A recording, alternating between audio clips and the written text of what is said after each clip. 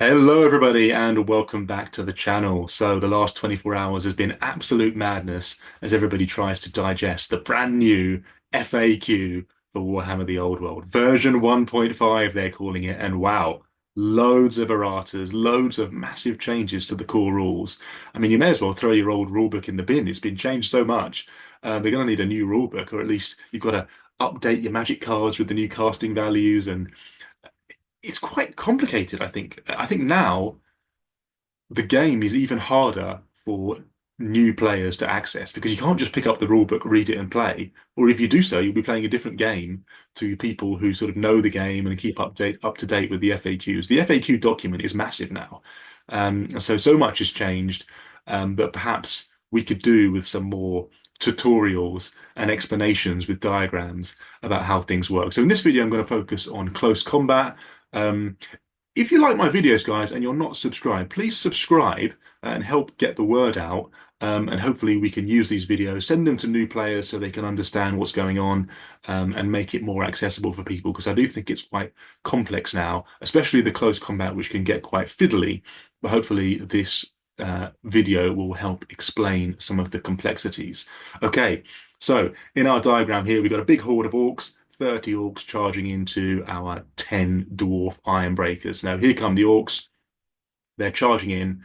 Now, the first FAQ that I want to look at is this concept of the fighting rank. Now, the actual definition of the fighting rank hasn't changed, but they've added in this line, which previously said any model that is in the fighting rank can fight, and now it says any model that is within the fighting rank and within a number of inches equal to its movement of the enemy unit can fight, which is a kind of very clunky way of saying you've got to be within your movement value to the enemy in order to fight. So being in the fighting rank doesn't automatically mean you can fight anymore, and we'll come back to that a little bit later. Okay, so our orcs have charged in, and our fighting rank is, as usual, the rank that's in base to base, which is in yellow in the diagram there. There's also going to be some orcs that are in base to base contact, and then we can make a distinction then between the orcs that are in the fighting rank and in base to base, and the orcs that are in the fighting rank and not in base to base. So if those orcs were frenzied, for example, and they had two attacks each, or they had two hand weapons or something like that, then the orcs in red would get all of their attacks, and the orcs in yellow would only get one attack. Okay, so we've essentially got three categories of combatant, right? We've got our fighting rank base to base, got our fighting rank not base to base, and then we've got those that cannot fight. Okay, so let's say the orcs win the first round of combat, the dwarfs give ground, the orcs follow up, and then we're in the second round of combat. Now, these orcs, let's say they've got hand weapon and shield, but they've also got spears, right?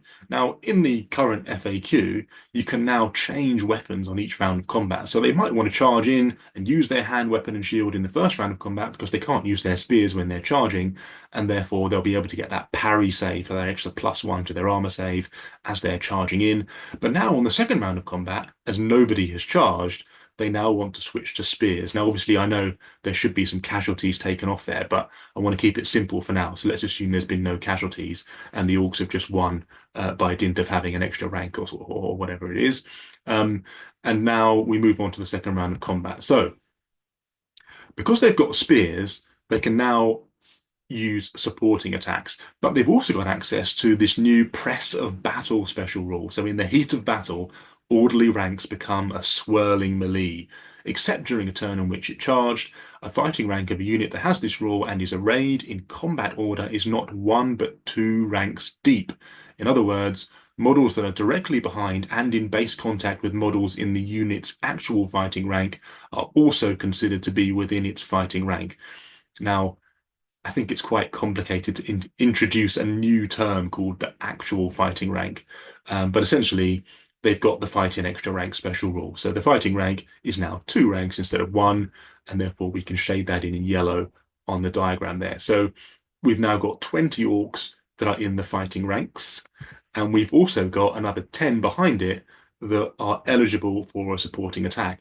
Now, just to be clear, the definition of supporting attack has also changed. So it's no longer just being directly behind someone in the fighting rank. It's being directly behind someone in the fighting rank and being within your movement value to the enemy unit. So the same thing applies. You might be eligible for a supporting attack, but not be able to make that supporting attack because you're not within your movement value. In this case, 4 inches for the orcs. Okay, so we might, in this diagram, we can see, let's say we measure 4 inches from the corners, and we can see actually they're all within 4 inches, and therefore all 30 orcs can fight on the second round of combat because they've got spears, they've got this press of battle rule, and now all 30 orcs can fight. Quite handy, eh? Maybe we're going to see more spearmen on the tabletop now in Warhammer the Old World. Okay, let's go to a completely different scenario now. Let's say the dwarfs are charging the orcs. Now, dwarfs don't often get the charge, but as Brother Gimli would say, they're quite quick over short distances. So let's say the dwarves get a charge on the left-hand side here, but they didn't roll that spectacularly on the dice, and so they don't get to align in such a way which maximizes base-to-base contact, and they just sort of clip on the corner there. They close the door, and they're now in base-to-base contact with three of the orcs. Now, the orcs didn't charge this turn, so they can use their press of battle rule. They've got 20 orcs in the two fighting ranks. They've also got three orcs that are in base to base. So if they had two hand weapons, they can't use frenzy because they haven't charged this turn, according to the new FAQ. But if there was a character there, or if they had two attacks for another reason, they could make all of their attacks because they're in base to base. The ones in yellow can only make one attack, and there's 10 orcs on the back rank that are eligible for a supporting attack. But not all of these orcs in the fighting ranks and the supporting rank can make an attack because they're not all within their movement value of the dwarf unit. So now we need to start making some measurements. So we'll measure from the front rank, and we can see there's about 3 orcs there that aren't within movement value, so they can't attack. We can measure from the second rank, and we can see actually there's about 4 orcs in the second rank that are out of their movement value and therefore can't attack. And then we'll measure it again from the final rank, and we see it's something quite similar. So there's a good chunk of the unit there, because of the way the dwarves are positioned in that combat, that can't fight. Now, this means we've now got 4 different categories of combatant, right? We've got our fighting rank base to base, we've got our fighting rank not base to base, we've got our supporting attacks, and we've got those that cannot fight. Now, this is already quite fiddly, right? Because as you can see, if not all of the unit is within their movement value to the enemy unit, then you're going to have to start making several measurements, perhaps for each rank of the unit, to see how many people can fight. But it gets even more complicated than that. Because remember, in this example, the dwarves have charged. So it's quite likely that the dwarves are going to attack before the orcs. They're going to kill some of their orcs, and that might reduce the number of attacks that the orcs get in return.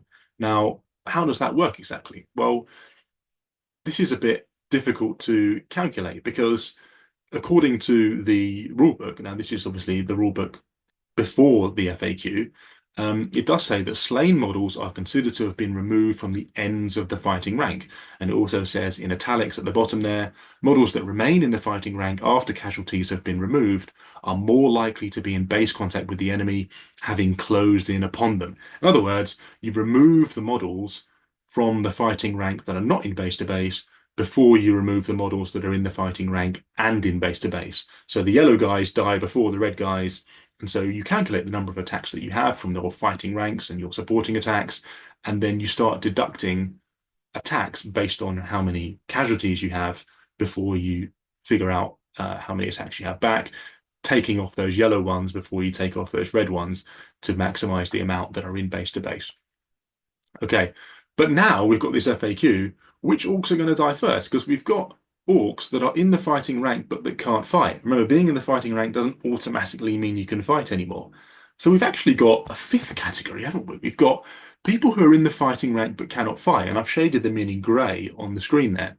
So when the dwarves charge in and they kill some orcs, does that reduce the attacks that the orcs have in return? Well, it might not, because we're taking off casualties from the fighting rank. We might be taking off just those orcs that are shaded in grey. They couldn't attack anyway, so maybe you won't be losing attacks by fighting at a lower initiative step. The dwarves attack first, they kill off some orcs, but the ones that are dying are removed from the fighting rank, but they're people or orcs that were in the fighting rank that couldn't fight anyway. Now, I don't think this is actually covered in the FAQ, and obviously it isn't covered in the rulebook because this rule didn't exist when the rulebook was printed. And so we've got a bit of a grey area. It's introduced another layer of complexity where we've got essentially five different types of combatant, right? Fighting rank base to base, fighting rank not base to base, fighting rank but can't fight at all, and then supporting attacks, and then people who can't fight at all because they're not in the fighting rank and they're not eligible to fight at all. So it could also get more complicated, right? Let's say those dwarfs kill five orcs. Now, there are seven orcs in the fighting ranks that could die before the orcs start losing attacks. But let's say you remove those five orcs from the back rank because you're pulling off models from the back. There are now only five orcs left on the back rank because there's 10 now. You remove five orcs from the back rank. There's now only five orcs on that third rank. Now, these orcs were about to make six supporting attacks. So does that now reduce the supporting attacks they make? Or are we reducing these orcs from the fighting ranks and therefore it's not reducing those supporting attacks? It's all getting a bit complicated, isn't it? So I think it's going to have to be I mean, this scenario, obviously, I've picked a complicated scenario which isn't going to happen in every game of Old World, but it could happen. And so it's going to get a bit complicated if you've got wide units. And there is still an incentive to go wide with your unit. Um, because of this very reason, right? You're going to have extra models that can die before you start losing attacks, so you can get charged and you can still have plenty of attacks coming back. So I think this is one to think about. Obviously, the FAQ has only been released very recently, and on the whole, I'm quite positive about the changes that it's made. So I don't want to seem like I'm coming in with just adding in loads more questions and complexities. But it's certainly looking a little bit, ooh, this is going to be quite difficult for new players to get their head around. Anyway, let me know what you think, guys. Smash that like button as usual, and I'll catch you on the next one. Peace.